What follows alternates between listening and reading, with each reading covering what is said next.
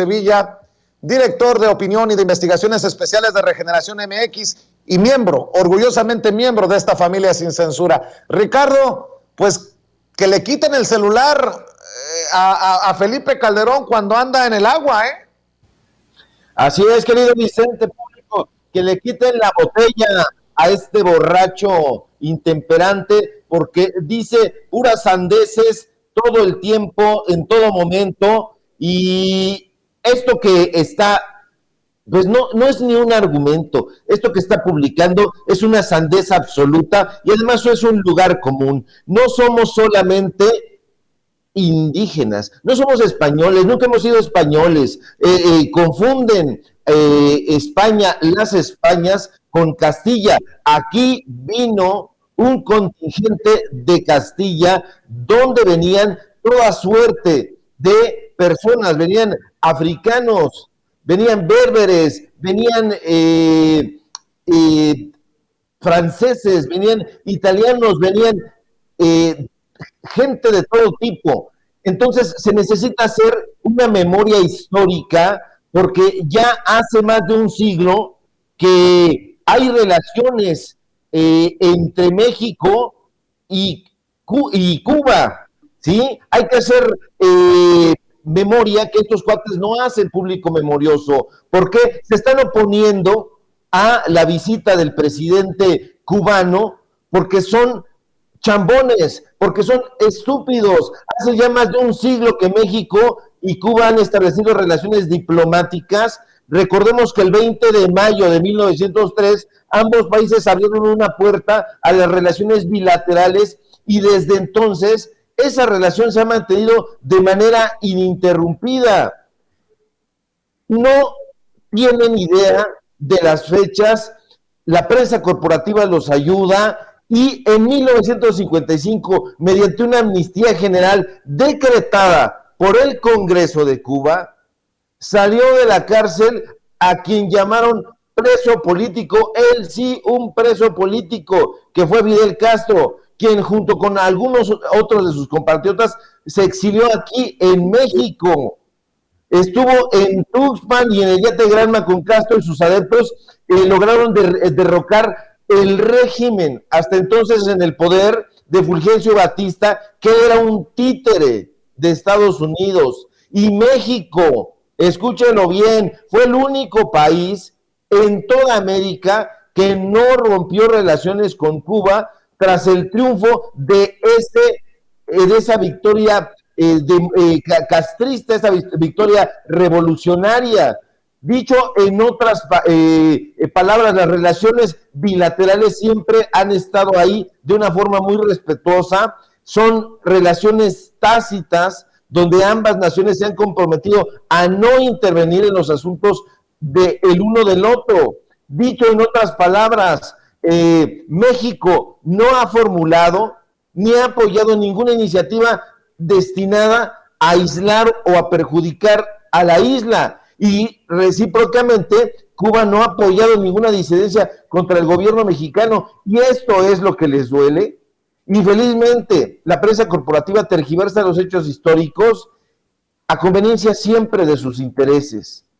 Y se necesita tener los pies en la cabeza para sostener, como hacen ellos, que Miguel Díaz-Canel es un dictador. Vaya imbecilidad. Díaz-Canel es un político cubano que apenas el 10 de octubre de 2019 fue elegido por la Asamblea Nacional de Cuba pues como el presidente en sustitución de Raúl Castro. Entonces tiene prácticamente 2 años ahí. ¿Dónde está la tiranía? ¿Dónde está la dictadura? En su primer discurso, Díaz-Canel, hay que recordarlo, se ofreció a dar continuidad a la revolución.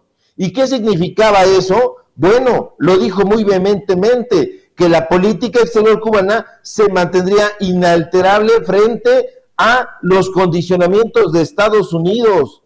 Sí, Estados Unidos, el país que ya desde hace más de 60 años, 63 para ser exactos, le impuso un embargo económico a esa nación a la que tilda una y otra vez de dictadura, una y otra vez de tiranía, sin serlo. Es un embargo económico que se le ha impuesto, El embargo estadounidense a Cuba ya se sabe, ya lo hemos platicado aquí, es un extenso entramado donde Estados Unidos ha tratado de ahorcar a esa nación, donde le impiden las relaciones económicas a ese país, se las obstaculizan. Hay toda una serie de regulaciones y leyes emanadas de Estados Unidos que hacen que Cuba esté padeciendo esa crisis que ellos les llaman crisis de la tiranía. No es una crisis de tiranía, es un embargo, y ese embargo le fue impuesto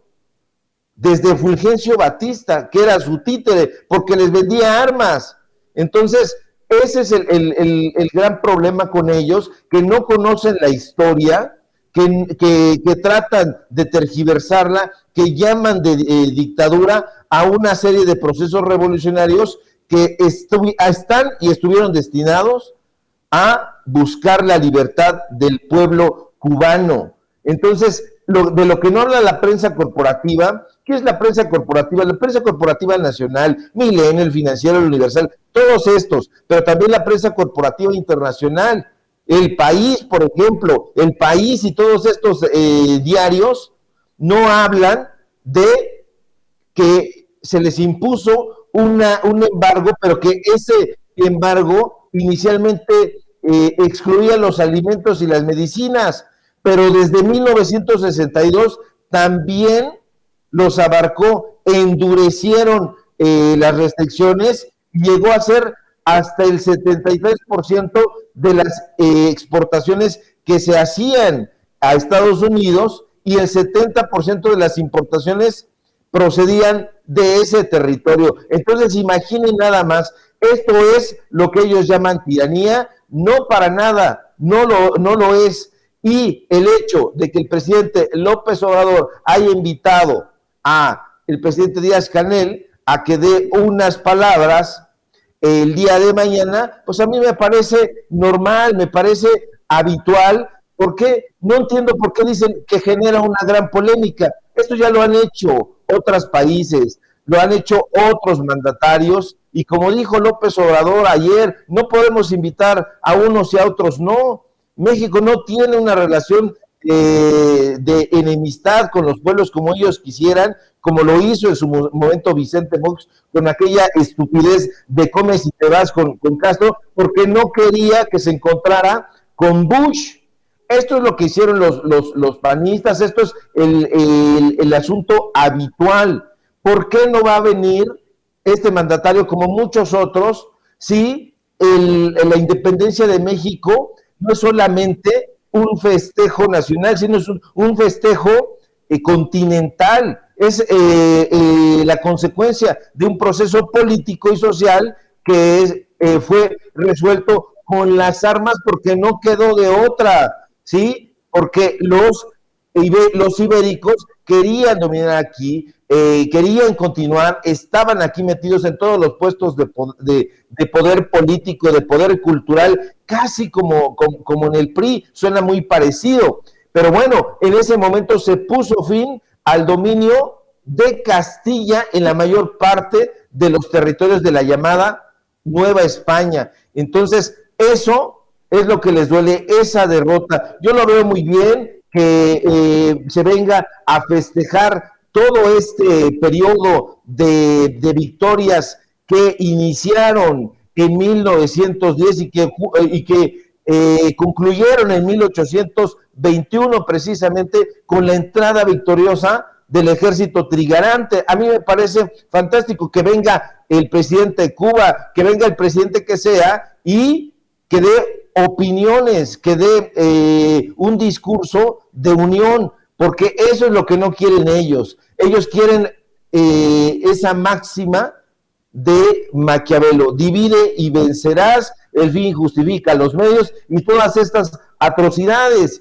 Esto es un festejo de libertad, y si ellos, que están tan españolizados, buscaran qué significa libertad en el diccionario sobre el que juran, que es el de la RAE, de la Real Academia de la Lengua Española, se van a encontrar con que el estado de libertad así definido en ese diccionario, pues bueno, es de quien ejerce sus condiciones sin ser esclavo, ni sujeto, ni impuesto al deseo de otros de forma coercitiva. Entonces, aquí vivimos en un estado de libertad, no hay dictadura, no es Venezuela, no es Cuba, no es ninguna de estas sandeces. Entonces, yo veo muy positivo que venga ese presidente, e insisto, y que vengan otros jefes de Estado, porque no nos vamos a cerrar. Al contrario, lo que se está haciendo es abrir la política exterior, y a mí me parece ese un excelente gesto de López Obrador.